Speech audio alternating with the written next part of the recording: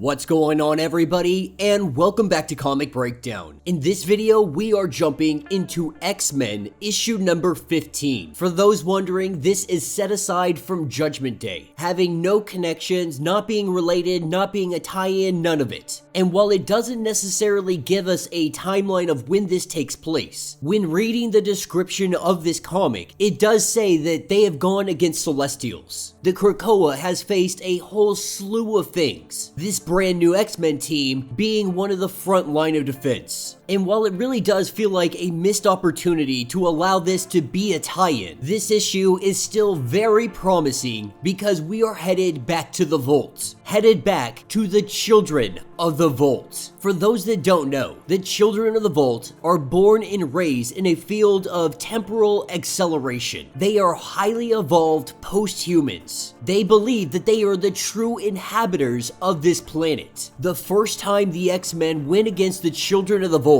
they were barely able to stop them then. The children retreating back to the Vault, letting more time go by, evolving into higher beings. And after thousands of years of evolution and advancement, the time for them to rise again is upon us. And we are also going to learn about Forge's and Xavier's secret mission, the one known as Project Black Box. Make sure you guys are subscribed to the channel, make sure you like this video, and with that being said, let's dive into this breakdown. Alright gang, so as we pick up with issue number 15, we are taken to the jungles of South America. We have Forge and Cyclops. And Forge, not being a dumb man, he lets Cyclops know, I know exactly why you wanted me on this team. You wanted me part of the X-Men so you could keep tabs on what I do for the Quiet Council. And today, he gets a glimpse into exactly what he has been doing. As they get to a clearing, this is where they see the Vault. But not just the Vault, there is a giant freaking cannon pointed directly at the doorway, having a payload of a very small bullet. If that vault were to open up, it would fire a baby black hole at light speed into the doorway's opening, and then it would collapse everything and take the vault with it into the great unknown. Now, Cyclops being Cyclops, he's a little skeptical of this, because when Sync had returned from the vault, there were possibly hundreds of thousands of post-humans inside, and Forge's plan is to simply exterminate all of them. But on the flip side, these post-humans will most definitely exterminate humankind, mutant kind, and anything living on this planet. Anything they deem a threat to their power. This is why the Quiet Council wanted to leave Cyclops out of this. In the midst of this debate, this is where we see the doorway open up. The cannon fires, but the vault is still there. We see the door open up, believing that maybe this was a misfire, believing that this should have worked. That is when our post-humans flood out of the doorway. Pero letting Forge know that your gun almost killed me when we opened up the door. But for them, that was a long time ago. They have gotten stronger. They have gotten better. And Forge and Cyclops, they are absolutely no match for our post-humans. Though Cyclops does attempt to use his vision and take out Fuego. Fuego is essentially a sun eater, and so Cyclops' beam, it is only feeding him. Forge getting his arm cut off, making a run for it while Cyclops holds off the forces. While Forge was able to return to Krakoa, it was already too late. The Children of the Vault flooded the world. Their first target was Krakoa. This was no battle. This was genocide. It took less than a day, but the post-humans, they took over all of Krakoa. Mutant kind was taken off the board. As soon as mutants were taken off the board, that's when they went for the Avengers. But not even Ghost Rider can stand up to Fuego. Fuego ate up anything that burned bright. From the Human Torch to Sunfire, even freaking Vulcan. The truth is, they have been evolving not to take on mutant kind, to take on anybody on this realm that might question their power, that would question their reign. And those with magical powers, they were the last to fall. More specifically, Clea Strange and Victor Von Doom. And I think that's one of the things I love about Victor Von Doom the most. Anytime there is an alternate universe, anytime we see an apocalyptic event, anytime the end of the world comes, Victor Von Doom is usually the last one standing. As the posthumans close in on him, they kill Clea, and then they go for Doom, not even giving them the satisfaction to scream as he is dying. Once Earth had been fully conquered, they set their eyes on a new horizon. That, of course, is Asgard. They went to take on the gods. They kept marching, looking for new threats, looking for new power that might challenge them. In the entirety of the universe, it is said that they found nothing in this universe that could challenge their reign. This fourth generation of Vault Dwellers, they reign supreme. This has all been narrated by Forge. He is letting Cyclops know that all of this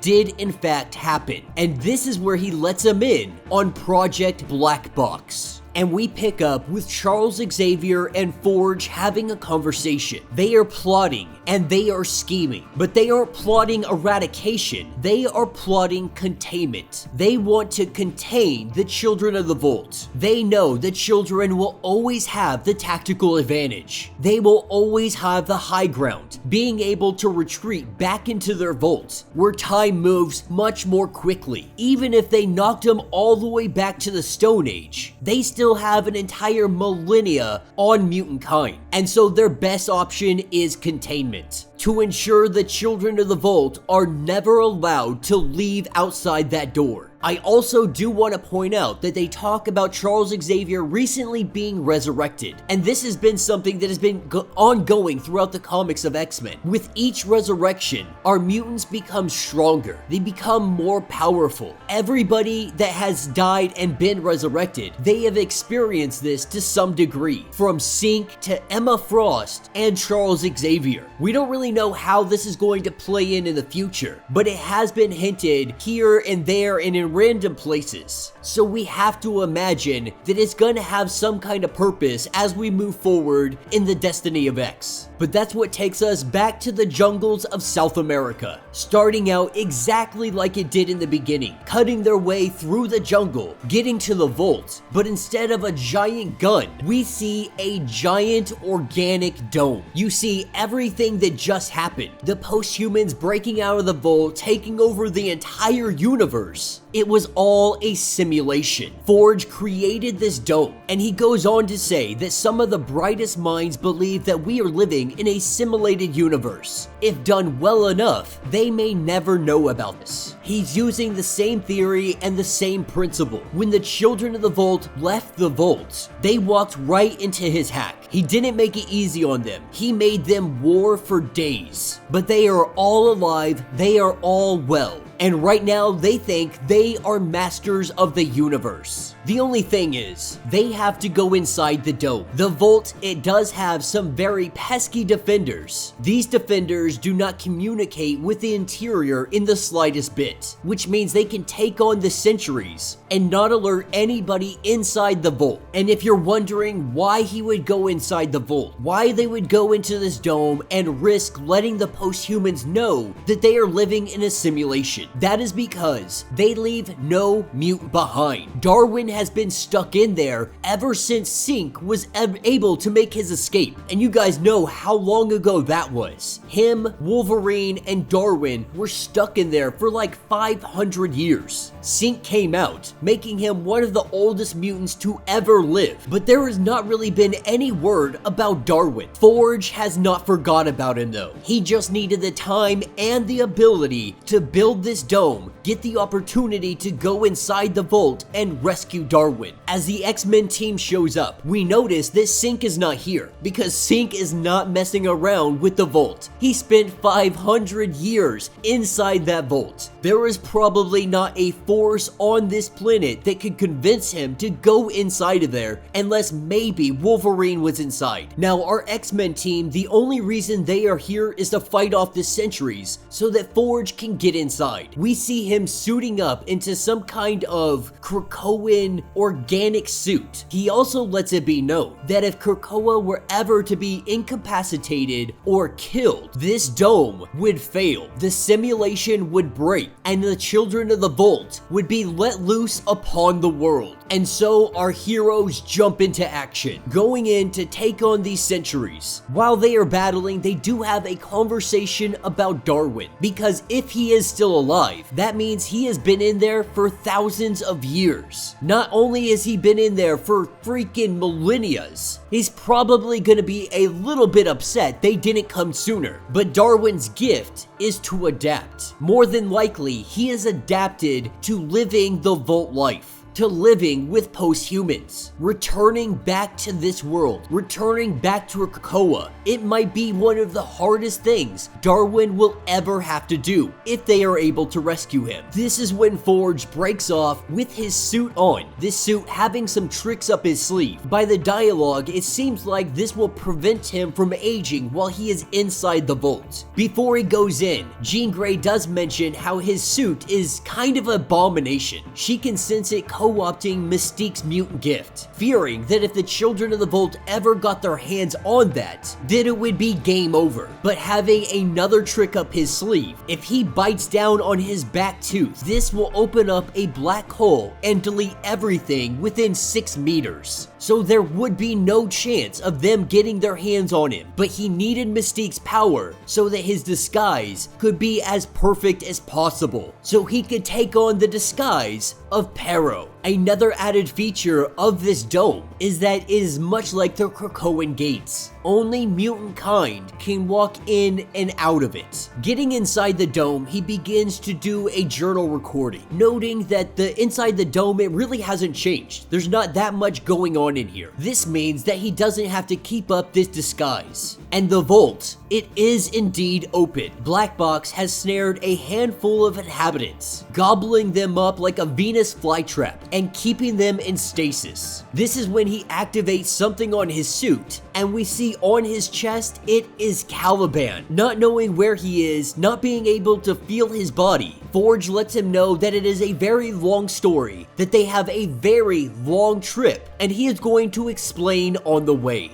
As they go inside of the Vault, we see someone peering at them. That somebody is Darwin. And that will be the end of this issue. So let me know what you guys think down in the comments. We finally get some answers to Project Black Box, though it is not what we believed it to be. At least I had theorized that maybe Project Black Box had something to do with Charles Xavier storing the minds of all humanity inside of it, making it a black box for humanity's consciousness. Because we just did see Captain America resurrected. Now this could mean that he is a mutant, it could simply mean that mutant kind is able to resurrect humans. And I think that is the better option. I think that's a more realistic option, because it's not the first time that we have seen somebody that is not a mutant resurrected. Off the top of my head, the one I think about the most is Scarlet Witch. She had been resurrected in the trial of Magneto, but I always do love a good Children of the Vault story. The post-humans are just stupid powerful, and we see how powerful they have become, having all of this time to gestate, building up, becoming more, evolving into higher beings. And this containment, this dome, it kinda slows that down. If they believe they have taken over the universe, there is no reason for them to retreat back into their vault and become bigger, to become more. They can live their lives happy and fat, believing they have taken over the universe. But with Forge bringing up the fact that if Krakoa was incapacitated or killed, makes me believe that that is eventually going to happen. Something is going to happen to Krakoa that is going to make this dome fall, and the children of the Vault are going to be let loose on everybody. Now we could argue there are powers out there that may be strong enough to fight against them. We have seen a lot of depowering when it comes to the Judgment Day, from Thor to the freaking Phoenix. And we could look at that and say that these characters are being depowered for the sake of the story, or this celestial that they created, it is just so freaking powerful that it is finally showing the full extent of its abilities. Something that we never saw before when it comes to the Celestials. But even that would be a kind of flimsy argument, considering all the people we have seen go against Celestials. I am curious on how the Children of the Vault would hold up against Judgment, how they would hold up against the Eternals, how they could hold up against the Celestials. I was really hoping the Children of the Vault would be included in the Avengers X-Men Eternals tie-in. With Judgment Day going on, I was really hoping they would play some kind of part. But unfortunately, that's simply not the case. You know, and I see a lot of people talking about Judgment Day, how it doesn't have the risk, how Resurrection being on the board has taken away all risk that